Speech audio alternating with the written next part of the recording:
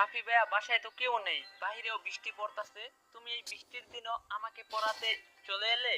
রাফি তার হাতের ছাতাটি টেবিলের এক পাশে রাখলো, তারপর অনুর দিকে তাকিয়ে রাগী স্বরে বলল, বাসায় কেউ নেই বলে আমি কি তোকে পড়াতে আসতে পারি না? অনু, তুই এটা কি করে বললি?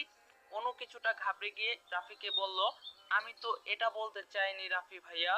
রাফি বলল, তাহলে কি বলতে চাইছিলি? আর খালামণি কোথায়? তখন অনু বলল, আম্মু বাসায় নেই আর আব্বু তো অফিসে।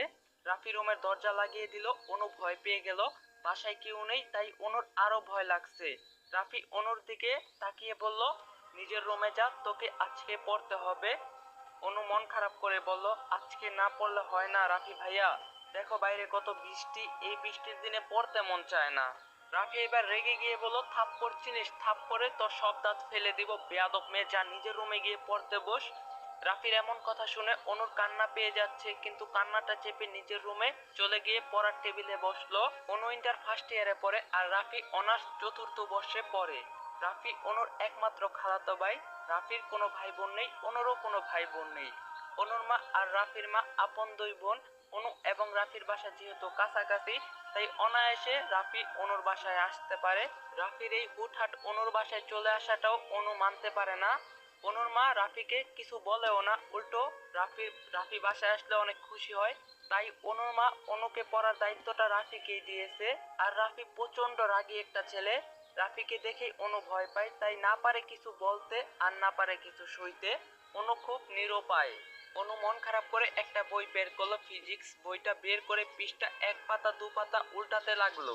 অনুর হঠাৎই মনে পড়লো তার আজকে কোনো পড়া হয়নি। রাফি ভাইয়া যে আজ তাকে কঠিন শাস্তি দিবে তা অনু ভালো করেই জানে। অনুর বুকের ভিতরটা ভয়ে কাঁপতে লাগলো। রাফি রুমে এসে অনুর পাশের চেয়ারে বসে বলল, আজকে তো ফিজিক্সের দ্বিতীয় অধ্যায় পড়া ছিল, এখন তোকে আমি ম্যাথ করতে দিব, ঝটপট করে ফেল, বেশি লেট করলে মায়ের খাবি।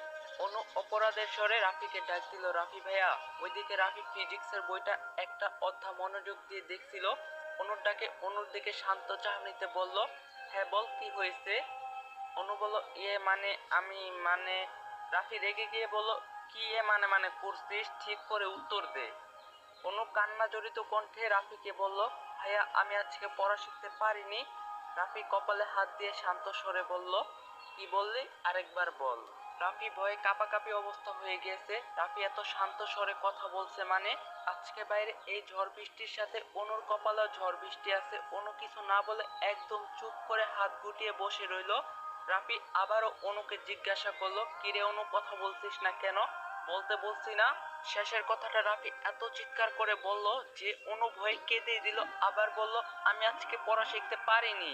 রাফি বলল, কেন শিখতে পারিসনি? অনু বলল, কিছুই ভালো লাগছিল না। রাফি এবার রাগের দৃষ্টিতে অনুর দিকে তাকিয়ে বলল, মস্করা করা হচ্ছে, তুই বসা থেকে ওঠ। অনু তাই করলো, চেয়ারে বসা থেকে উঠে দাঁড়ালো। রাফি অনুরে আলমারির দিকে ইঙ্গিত করে বলল, ওই দিকে গিয়ে দাঁড়িয়ে 200 বার কান ধরে উঠ বস করবি, কোনো চিটিংবাজি করবি না। আমি গুনে গুনে দেখবো তুই কতবার কান ধরে উঠ বস করলি। বাইরে জোরে বজ্রপাত হলো। রাফির কথা অনু অবাক হয়ে শুনছে। নিজের খালাতো ভাই এতটা নির্দয় হয় তা অনুর জানা ছিল না।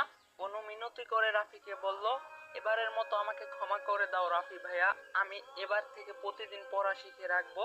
রাফি বলল, কোনো ক্ষমা নেই, যা বলছি তাই কর, কান ধরে উঠ বস কর। তখন অনু বলল, আমি পারবো না। রাফি বড় লাঠিটি হাতে নিয়ে বলল, তাহলে লাঠির আঘাত খাবি। অনু ভয়ে ভয়ে রাফিকে বলল, না না না, আমি কান ধরে উঠবস করছি। অনু রাফির কথা মতো কান ধরে উঠবস করতে লাগলো। আর রাফি উঠবস গুনতে লাগলো। অনুর কাছে রাফি পৃথিবীর সেরা নিষ্ঠুরতম মানুষ মনে হচ্ছে। 40 বার কান ধরে উঠবস করে অনু হাঁপিয়ে গেছে। আর উঠবস করতে পারছে না বলে রাফিকে বলল, রাফি ভাইয়া আমি আর পারছি না, পায়ে ভীষণ ব্যথা করছে, আমাকে আর উঠবস করতে বলো না। তখন রাফি বলল, এখনো তোর 160 বার কান ধরে উঠবস করতে হবে অনু, কোনো ক্ষমা নেই। তখন অনু বলল, রাফি ভাইয়া তুমি আমার সাথে এমন কেন করতেছো?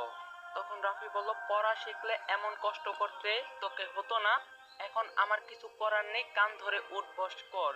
অনু কষ্ট করে আরো 20 বার কান ধরে উঠবস করলো। আর না পেরে মাটিতে শুয়ে পড়লো।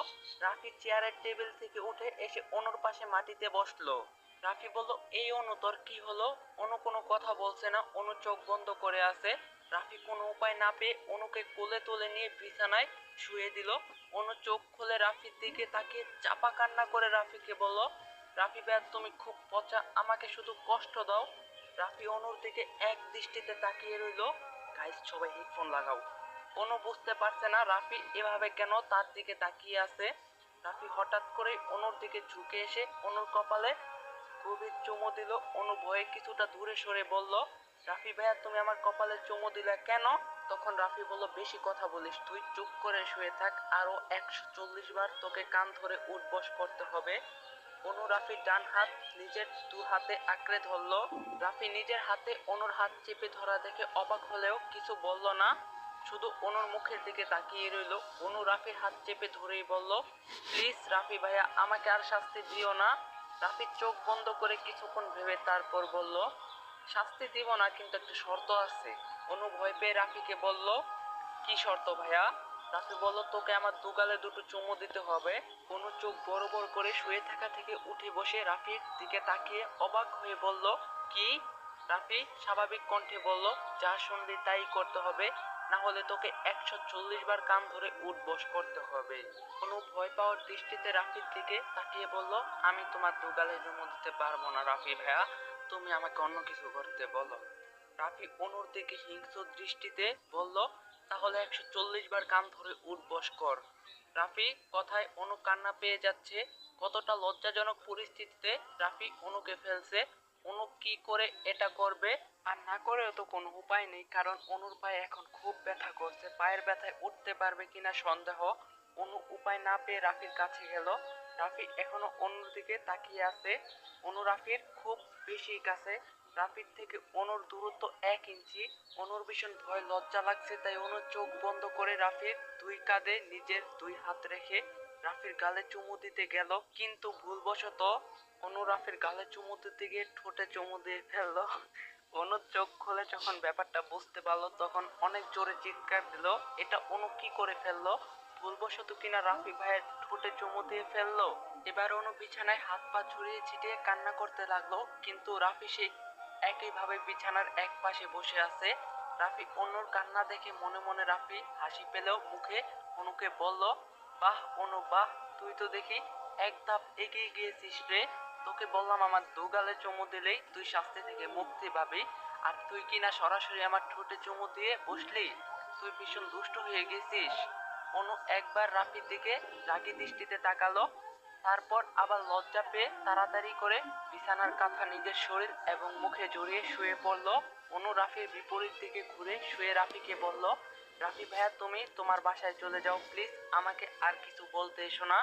তখন রাফি বলল, বাইরে খুব ঝড় বৃষ্টি হচ্ছে, আর তুই আমাকে এই ঝড় বৃষ্টির দিনেও তোর বাসা থেকে তাড়িয়ে দিচ্ছিস। অনু, আমার যদি কিছু হয়, আমার যদি কিছু হয়ে যায়, তখন তুই নিজেকে ক্ষমা করতে পারবি তো?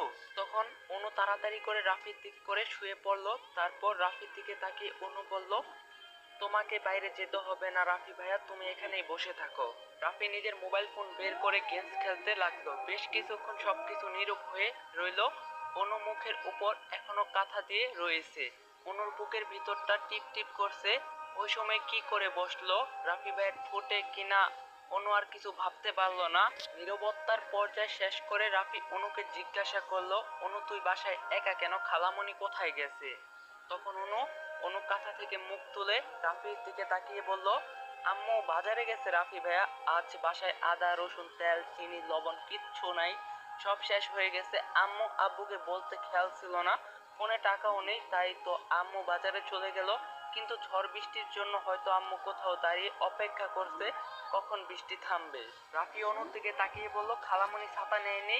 অনু বলল, নেয়নি তো, এজন্যই তো আম্মুর আসতে দেরি হচ্ছে। রাফি উঠে দাঁড়ালো। অনু অবাক হয়ে রাফিকে জিজ্ঞাসা করলো, কি হলো রাফি ভাইয়া, উঠে পড়লে কেন?